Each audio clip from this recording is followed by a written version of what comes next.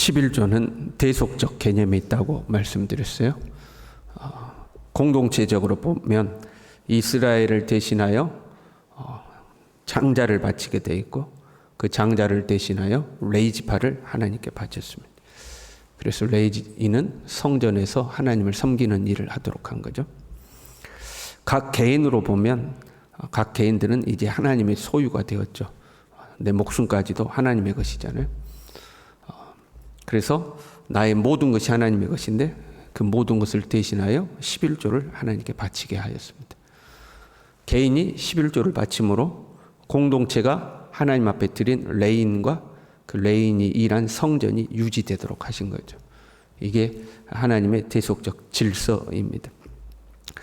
9절에 보면 이렇게 되어 있어요. 너희 온 나라가 나의 것을 도둑질하였으므로 온 나라가 나의 것을 도둑질하였다 이렇게 되어 있어요.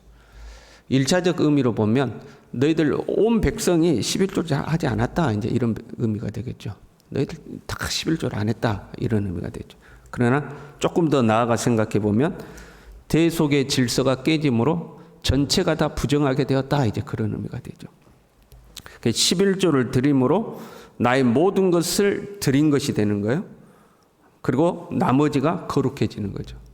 근데 11조를 드리지 않으면 어떻게 되는 거예요? 모든 것을 드리지 않은 것이 되는 거죠. 나머지가 부정해지는 겁니다. 대속되지 못했으니까 부정해지는 거죠. 제가 어렸을 때 이 11조에 대해서 그 교육을 받기를 11조를 하기 전에는 그 돈을 쓰면 안 된다 이제 이렇게 교육을 받았어요. 하나님의 것을 하나님께 11조를 먼저 떼어서 나한테 용돈이 들어왔다? 그럼 11조를 먼저 떼어서 따로 두는 거죠. 그렇게 하기 전에는 이걸 쓰면 안 된다 이제 이렇게 저희는 배웠어요. 아직 거룩해지지 않은 거죠. 하나님께 드리지 않는 걸 쓰면 이제 부정하다고 배운 거예요. 그렇게 11조를 안 했어요. 그러면 안 하는 것으로 끝나는 게 아니에요. 11조를 안 했네 이렇게 끝나는 게 아니고 9절에요. 너희 곧 온 나라가 나의 것을 도둑질하였으므로 너희가 저주를 받았느니라. 나의 것을 도둑질하였으므로 저주를 받았다 이제 이렇게 되는 거예요. 현재 이스라엘은요. 하나님이 어디 계시냐? 하나님 정말 살아 계신 거냐? 그렇게 할 정도로 삶의 형편이 어려워요. 그런데 실상은 저주를 받아서 어렵다 이제 이런 의미가 되는 거예요. 너희가 나의 것을 도둑질함으로 저주를 받아서 현재 너희 삶이 힘든 거 아니냐? 이런 말씀이거든요. 어떤 저주를 받았는가? 11절에 보면 11조를 드리면 회복되는 것들에 대해서 기록되어 있어요. 내가 너희를 위하여 메뚜기를 금하여 너희 토지 소산을 먹어 없애지 못하게 하며, 이걸 거꾸로 생각하면 11조를 드리지 않음으로 받은 저주가 뭐예요? 메뚜기가 토지 소산을 너희 먹어버리지 않느냐 하는 거죠. 이 메뚜기 재앙은 일반적 재해를 이야기하는 거죠. 그 다음에는 포도나무 열매가 기한 전에 떨어지지 않게 하리니, 포도 열매가 꼭 딸만 하면 떨어져 버리는 거예요. 이제 익어서 며칠 뒤에 딸만 하다 그러면 떨어져 벌레가 와서 먹어버리거나 그런 일들이 있다는 거죠. 그 다음에 너희 땅이 아름다워짐으로, 이걸 거꾸로 생각하면 삶이 척박해졌다 이 말이에요. 내 삶의 현장이, 내 사업이, 기업이, 일터가 땅이 척박해졌다는 거예요. 수고해도 열매를 거둘 수 없는 땅이 된 거죠. 근데 그 땅이 아름다워진다 이렇게 돼 있죠. 물론 지금 현재 이스라엘이 겪는 이 문제들이 꼭 11조만의 문제는 아니죠. 하나님 앞에 제사도 똑바로 안 드려요. 거짓으로 아내를 쫓아내고 이방인과 결혼하고 하는 이제 하나님의 법을 떠난 삶이 같이 존재하는 거죠. 그런 어떤 복합적 요인들이 존재하는 거죠. 그런데 또 한편으로 생각해 보면 백성들의 입장에는, 이스라엘 백성들의 입장에서는 이렇게 항변할 수도 있어요. 하나님, 우리가 이렇게 믿음이 약해진 것은 하나님이 우리의 삶에 역사하지 않았기 때문입니다. 어떻게 생각해보면 그게 맞아요. 백성들의 입장에서는 성전을 건축했어요. 성벽도 재건했어요. 그걸 위해서 바벨론에서 모든 삶을 정리하고 예루살렘의 고난과 고생이 기다리고 있다는 걸 알지만 포로에서 귀환한 거 아니에요?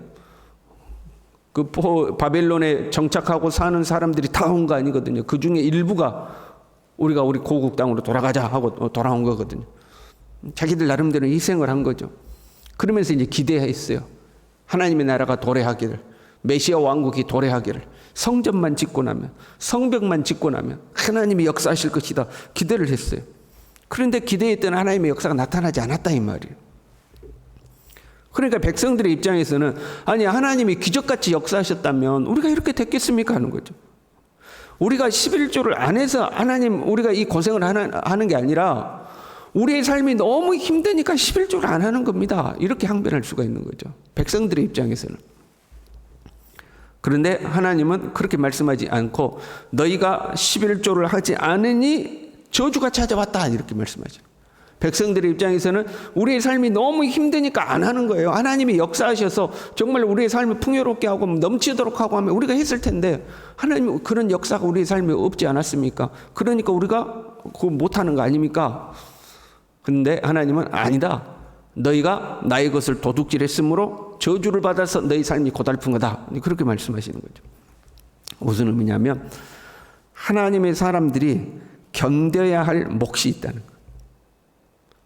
하나님을 불신할 수밖에 없고 하나님에 대해서 의문이 들 수밖에 없고 하나님 아니 나를 축복하신다고 약속했는데 하나님의 축복은 임하지 않고 그럼에도 불구하고 견뎌내야 할 몫이 존재한다는 거예요. 가만 보면 하나님은요 우리를 끝까지 밀어붙이시는 것 같아요. 어설프게 이렇게 몇 번 해보고 하나님이 그래 됐다 네 그만하면 됐다 하나님 그러지 않는 것 같아요. 그냥 한계까지 밀어붙이시는 거예요. 대표적인 게 아브라함이잖아요. 아브라함은 하나님이 부르셔서 고향과 친척과 모든 것을 버리고 하나님 따라온 사람 아니에요? 그럼에도 불구하고 하나님이 끝까지 아브라함을 밀어붙이시죠. 어디까지? 네 독자를 바쳐라. 그래 놓고 하나님 뭐라고 그래요? 이제야 네가 나를 경외하는 줄 알겠다. 끝까지 밀어붙이는 거예요. 여기까지 네가 하는가 보자. 여기까지 네가 하는가 하고 밀어붙이는 거죠. 가만 보면 대부분의 사람들은요. 조금 해보고 기대대로 안 되면 포기합니다. 제가 청년들을 지도할 때에 청년들도 이 11조에 대한 고민이 많아요. 부모님 용돈 받고 살 때는 11조를 하거든요. 11조가 크지 않으니까. 근데 자기들이 직장 생활을 시작하면 그 11조에 대해서 갈등이 생기는 거예요. 자기들이 용돈 받았던 것만큼을 하나님께 또 드려야 되니까. 그러니까 이제 고민이 많아요.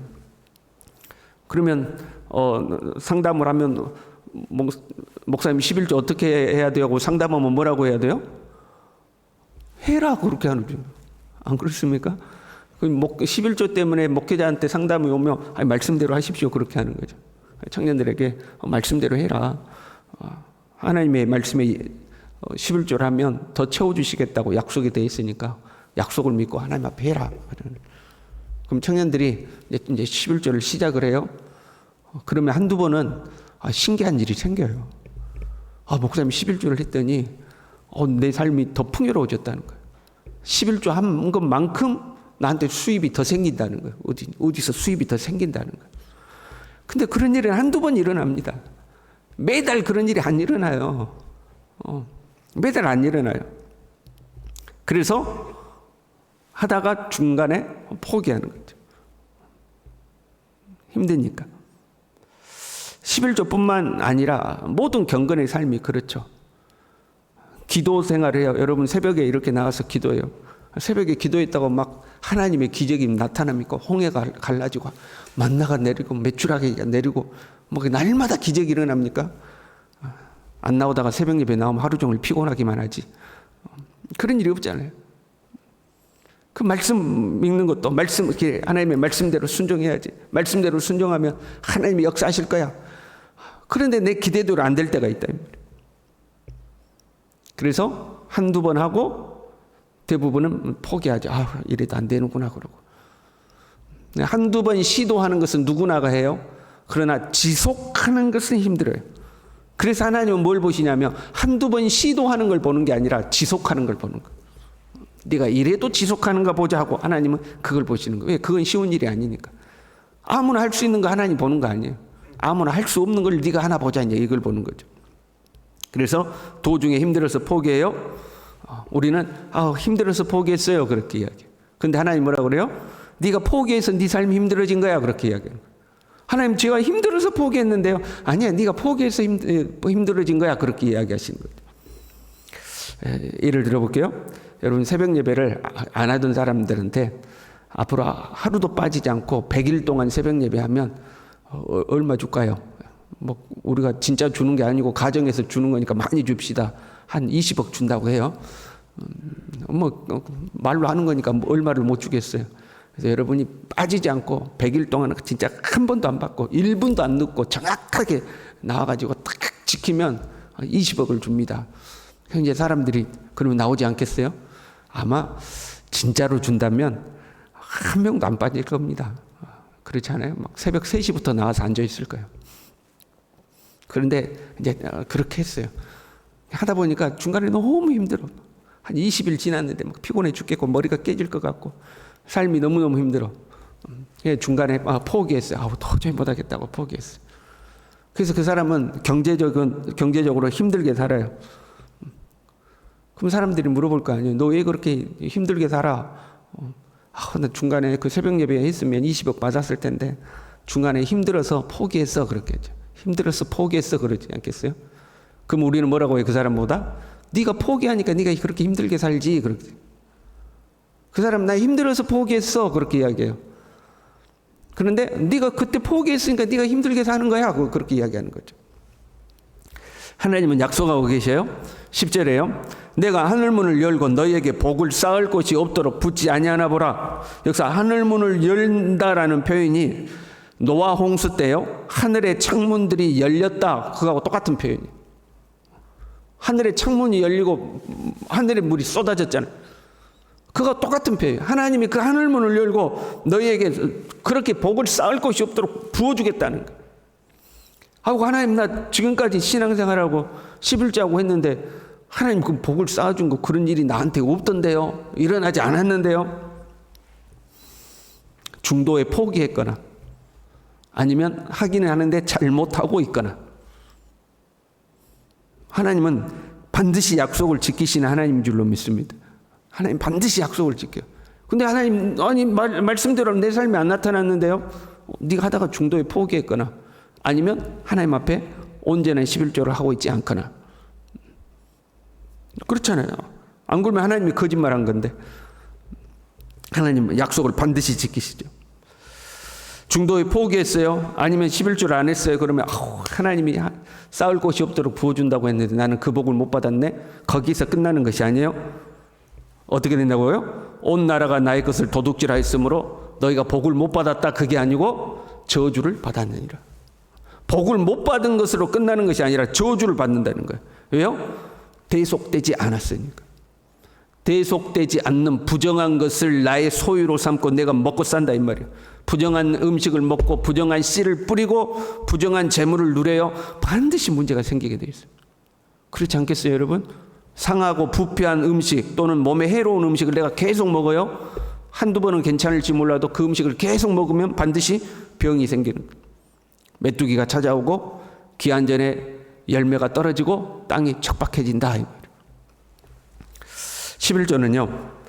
하나님 나라를 위하여 드리는 거예요. 그렇잖아요.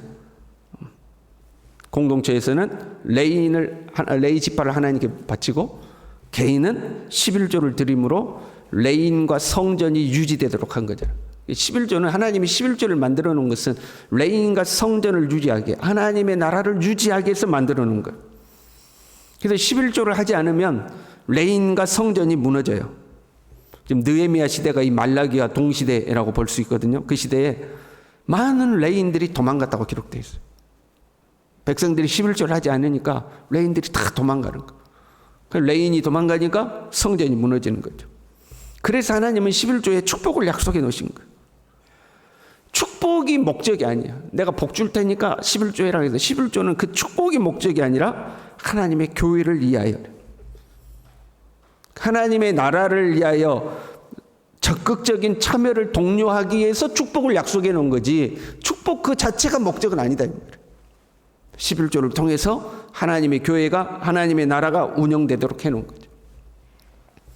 그래서요 11조를 하는 사람은 그것만으로도 하나님 나라 운영에 참여한 사람. 그 11조를 통해서 하나님의 나라가 운영되도록 했으니까. 11조를 통해서 레위인이 하나님의 성전에서 하나님을 섬기는 일을 할 수 있도록 해놓은 거죠. 우리가 하나님 앞에 봉사하고 개인적으로 헌신하고 내 재능을 들여 봉사하고 하는 건 다 필요해요. 그러나 내 시간이 부족하여 내가 그런 형편이 되지 못해서 봉사는 못한다 할지라도 11조를 드리면 그것만으로도 하나님의 성전이 유지되고 운영되도록 하는데 동참한 것이 되는 거죠. 그렇게 보면 왜 우리가 11조를 하지 못하는가? 여러 이유가 있어요. 여러 형편이 있고 사람마다 처한 환경이 다 다르고. 그런데 그 11조를 하지 못하는 이유 중에 하나는 하나님의 나라를 위하여 살지 않기 때문에 그래요. 개인적으로 복을 받기 위해서 11조를 하는 사람들도 있어요. 11조를 하면 하나님이 쌓을 곳이 없도록 부어준다고 약속했으니까 11조를 해요. 그것도 안 하는 것보다는 하나님 앞에 하는 것이 훨씬 낫죠. 그렇게라도 하면 괜찮은 거죠. 그런데 본질적으로는요, 내가 11조를 하는 것은 하나님의 나라를 위해서 하는 거예요. 하나님의 나라가 유지될 수 있도록, 하나님의 나라가 이 땅에서 운영될 수 있도록 하는 거죠. 내가 내 목숨까지도 예수 그리스도로 말미암아 구속받아서 나의 모든 것이 하나님의 것이 되었고, 이제는 나를 위해 사는 것이 아니요 그리스도를 위해서 하나님의 나라를 위하여 사는 사람이 되었고, 그 주님의 나라를 위해서 나는 하나님 앞에 11조를 하는 거예요. 그게 11조의 본래적 의미요 목적인 거죠. 저와 여러분이 그냥 이 땅에서 먹고 사는 거 그걸 위해 살지 않고 주님의 나라를 위하여 사는 우리 모두가 될 수 있기를 바랍니다. 기도하겠습니다. 하나님 아버지, 이 땅에서 잘 먹고 잘 입고 누리고 사는 것, 그것이 우리의 삶의 목적이 되지 않도록 이제는 내가 하나님의 백성이 되었으니, 하나님의 소유가 되었으니, 나의 주인 되시는 하나님을 위하여, 나의 왕 되시는 하나님의 그 나라를 위하여 주님 앞에 헌신하고 살아가는, 주님의 나라를 위하여 살아가는 우리의 삶이 될 수 있도록 우리 모두를 축복하여 주시옵소서. 예수님의 이름으로 기도 올리옵나이다. 아멘.